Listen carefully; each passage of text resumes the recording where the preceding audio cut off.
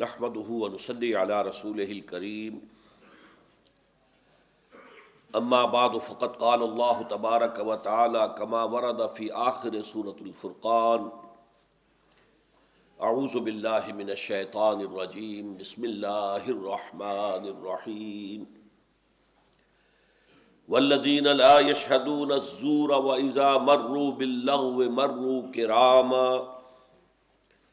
والذين إذا ذكروا بآيات ربهم لم يخروا عليها صما وعميانا والذين يقولون ربنا هب لنا من أزواجنا وذرياتنا قرة أعين واجعلنا للمتقين إماما أولئك يجزون الغرفة بما صبروا وَيُلَقَّوْنَ فِيهَا تَحِيَّةً وَسَلَامًا خَالِدِينَ فِيهَا حَسُنَتْ مُسْتَقَرًّا وَمُقَامًا قُلْ مَا يَعْبَأُ بِكُمْ رَبِّي لَوْلَا دُعَاؤُكُمْ فَقَدْ كَذَّبْتُمْ فَسَوْفَ يَكُونُ لِزَامًا صدق اللہ العظیم۔ رب اشرح لي صدری ویسر لي امری واحلل عقدۃ من لسانی یفقہوا قولی۔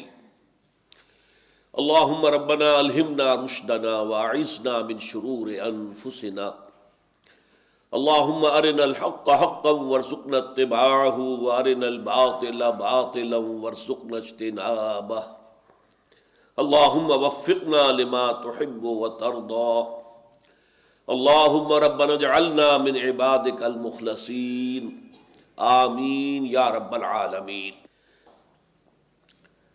سورہ فرقان کے آخری رکوع کے بارے میں اس سے پہلے یہ تجزیہ آپ کے سامنے پیش کر چکا ہوں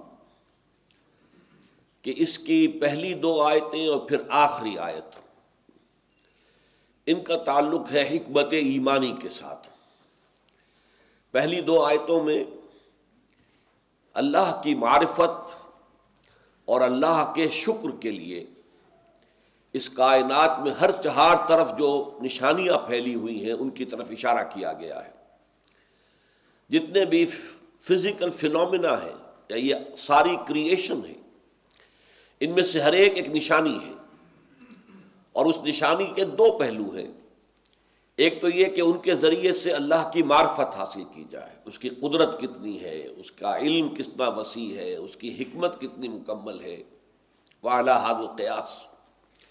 اور دوسرے یہ کہ اس سے شکر کا جذبہ پیدا ہونا چاہیے، اور یہی شکر کا جذبہ ہے جو پھر عبادت کی شکل اختیار کرتا ہے۔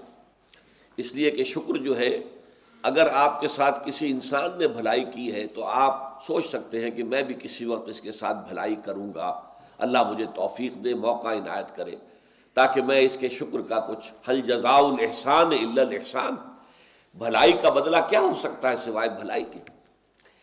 لیکن جب وہ شکر ہو کسی ماورائی ہستی کا، فرض کیجئے کہ سورج ہی ہے، اب سورج کا ہم کیا بدلہ چکا سکتے ہیں؟ اس سے جو کچھ ہمیں فیض حاصل ہو رہا ہے، یہ پوری مادی کائنات جو ہماری ہے، یہ پوری زمین، اس کا سارا نظام اس کے ساتھ وابستہ ہے، لیکن ہم کیا شکر ادا کر سکتے ہیں؟ تو یہ شکر جو ہے جذبہ پھر وہ عبادت کی شکل اختیار کرتا ہے۔ ہاتھ جوڑ کر کھڑے ہو گئے، اس کے لیے دنڈوت کی، اس کے لیے کوئی مندر بنا لیا، کوئی اس طرح کی قوم۔ تو پہلی دو آیتوں میں حکمت ایمانی جو ہم پڑھ چکے ہیں، جو ہمارے اسباق تھے ایمانیات سے متعلق، اس میں وہ باتیں تفصیل سے آئیں، یہاں دو میں ان کا خلاصہ آ گیا۔ آخری آیت جو آج پڑھیں گے انشاءاللہ، اس میں حکمت رسالت کا ذکر ہے۔ رسالت کس لیے، اس کا اصل سبب کیا ہے، کیوں بھیجی گئی، کیوں یہ اللہ نے سلسلہ جاری فرمایا۔ اچھا، اب ان دونوں انتہاؤں کے درمیان، پہلی دو آیتیں آخری آیت، ان کے درمیان جو ہے پانچ آیتوں کے دونوں طرف یہ گروپ ہے جن میں کہ انسانی شخصیت، تعمیر شدہ شخصیت، عباد الرحمن، اللہ کے محبوب بندے، اللہ کے مخلص بندے، جنہیں اللہ اپنا لیتا ہے، اپنا بنا لیتا ہے، ان کے کیا خاص اوصاف ہیں وہ بیان ہوئے۔ پھر ان دونوں کے درمیان ہم نے دیکھا 4 آیتوں میں حکمت دین کے 2 پہلو آئے ہیں بہت اہم۔ یہ ذرا فرق کیجئے گا، حکمت ایمان، حکمت دین۔ دین ہے وہ نظام، اس نظام کے اعتبار سے سب سے بڑے کبیرہ گناہ کیا ہے وہ معین کیے گئے. سب سے بڑا اکبر الکبائر، کبری الکبائر، سب سے بڑا شرک. اس کے بعد قتل ناحق، انسانی جان لے لینا بغیر کسی سبب کے، بغیر کسی جواز کے. وہ جواز میں آپ کو بتا چکا ہوں 4 ہیں صرف.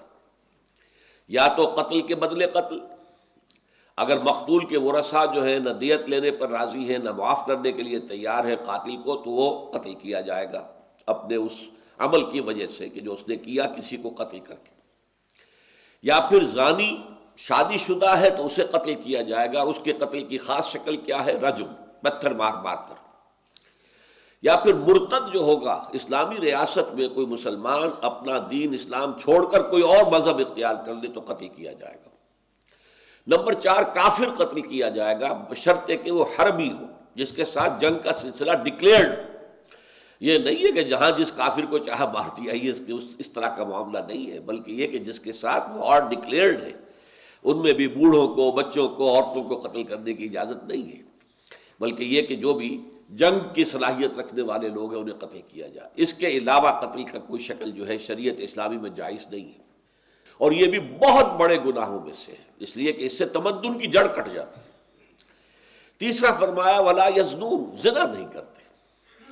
اس سے در حقیقت انسانی معاشرہ جو ہے وہ متعفن ہو جاتا ہے، سنڈاس بن جاتا ہے. اس معاشرے کے اندر سے خیر ختم ہو جاتا ہے اگر یہ زنا عام ہو جائے.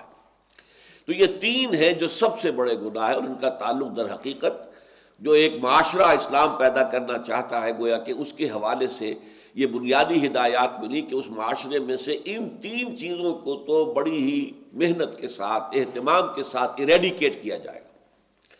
لیکن اس کے بعد پھر حکمت دین کا ایک اور بہت اہم موتی ہم پڑھ چکے، اور وہ ہے توبہ. چاہے یہ گناہ بھی سرزد ہو گئے ہوں انسان سے، اس کے باوجود توبہ کا دروازہ کھلا ہے. اگر انسان حقیقتاً نادم ہو جائے کہ میں غلط کام کیا، میں نے اس پر ندامت ہو، اسے حقیقی ندامت ہو، پشیمانی ہو. اور نمبر 2 یہ کہ وہ عزم کر لے دوبارہ کبھی یہ کام میں نہیں کروں گا، عزم مصمم. اور نمبر 3 یہ کہ جو کام تھا اسے بالفعل بھی چھوڑ دے. یہ نہیں کہ تسبیح رٹتا رہے توبہ کی اور کام جاری رکھے، یہ نہیں. تو یہ 3 شرطیں ہیں حقوق اللہ کے بارے میں، اور حقوق العباد کے بارے میں 4تھی شرط اور ہے، اور وہ یہ ہے کہ جس کا حق مارا ہے، جس پر زیادتی کی ہے، یا تو اس سے معافی حاصل کی جائے، یا یہ ہے کہ اسے کمپنسیٹ کیا جائے، اس کا مال مار لیا تھا واپس کیا جائے. یا فرض کیجئے وہ فوت ہو گیا ہے اور آپ تعین کے ساتھ جانتے بھی نہیں کہ آپ نے کتنا مال اس کا ہضم کیا تھا، تو اس کی طرف سے صدقہ اور خیرات کیجئے. وہ گویا کہ اللہ تعالیٰ کے ہاں اس دعا کے ساتھ اے اللہ اسے بدل بنا دے، میں یہ صدقہ خیرات کر رہا ہوں، اس کا ثواب اس کو پہنچا. تو اس سے گویا کہ کمپنسیشن کی شکل جو ہے ہو سکتی ہے. اور میں نے عرض کیا تھا پچھلی مرتبہ کہ اس توبہ کے معاملے میں جو ٹھوکر کھائی ہے عیسائیوں نے، کہ حضرت آدم سے حضرت حوا سے علیہم السلام جو خطا ہوئی، غلطی ہوئی، اور بہت بڑی غلطی تھی. اللہ کا صریح حکم تھا کہ اس درخت کے قریب نہ بھٹکنا، لیکن یہ کہ انہوں نے اس درخت کا پھل کھا لیا. شیطان کی وسوسہ اندازی، اس نے جو دھوکہ دیا، جس طریقے سے انہیں پھسلایا، وہ کھا بیٹھے. بہت بڑا جرم تھا، کوئی شک نہیں. حرام شے کا ارتکاب کیا، اللہ نے حرام کر دیا تھا. لیکن اس کے لیے بھی فرمایا فَتَلَقَّىٰ آدَمُ مِن رَبِّهِ كَلِمَاتٍ فَتَابَ عَلَيْهِ.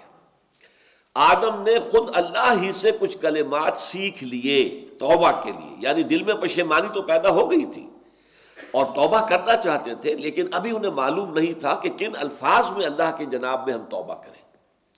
وہ الفاظ، کیونکہ اصل مسئلہ جو ہے وہ تو دل کے اندر ندامت کا پیدا ہو جانا ہے. یہ ہے توبہ کی اصل جڑ، اصل بنیاد.